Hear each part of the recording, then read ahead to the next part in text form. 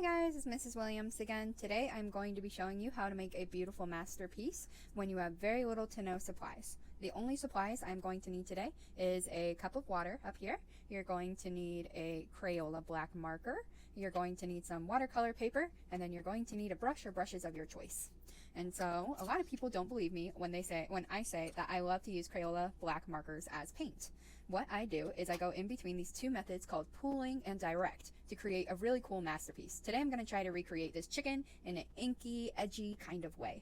And so we have two kind of methods we can do when painting with Crayola. There is pooling or direct. The first one I'm going to show you is called direct. So what you're going to do is you are going to take your Crayola marker and you're going to paint, or you're going to draw directly onto your surface. So let's say I'm going to start with like inside his mouth here. Very carefully. I'm not going to make too broad of strokes, and I'm not going to fill in the whole entire thing. I'm then going to take my paintbrush full of just clear water. You're not going to need any paint with this, and you're going to drag that around.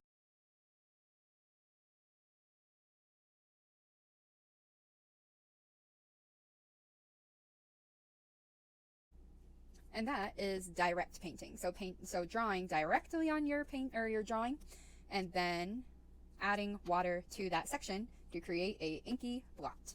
Now, the second method, and the one I secretly prefer, now that we have favorites, is pooling. Pooling is where instead of drawing on your actual drawing here, I'm going to draw over here. And I'm just going to create a little pool of black marker here. There we are, a little puddle. Okay. You may then take your paintbrush. You can get it wet over here, and then you can decide where to paint. So this is like a traditional paint method. There we are. And it's going to go on a little bit lighter too. Ooh, look at that. That is so fun.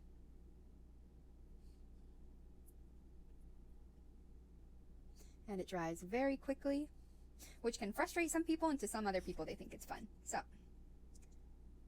awesome. And because chickens are a little bit textured, I'm going to keep that texture going.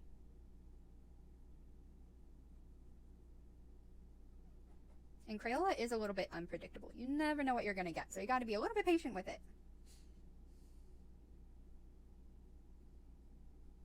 Going to add a little bit more water to that to make it a little bit lighter. There we are.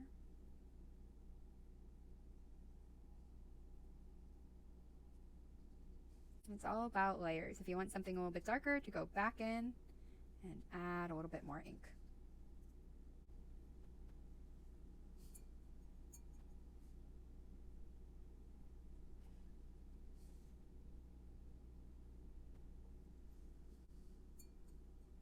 And I'll show you the finished product when I'm done. Alright guys, and with that, my chicken is done. Voila! So you can see that I use the pooling method for these lighter areas and these medium areas here along the mohawk and maybe along this side to get these lighter feathers in. But I use the direct method for those extra dark areas, like around the eye here, inside the pupil, and his beak, or maybe along the edges of his chin or the edges around his mohawk here. And you can see those methods can work together to create something beautiful. So even when you're stuck in the middle of nowhere and you want to make some art and the only thing you have is a paintbrush and a Crayola marker and some water, you can still make some beautiful stuff.